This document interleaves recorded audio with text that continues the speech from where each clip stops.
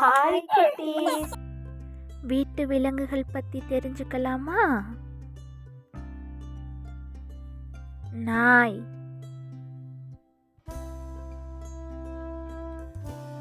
பூனை, ஆடு, கோழி, குதிரை, சேவல், கழுதை, புறா, கிளி, முயல்,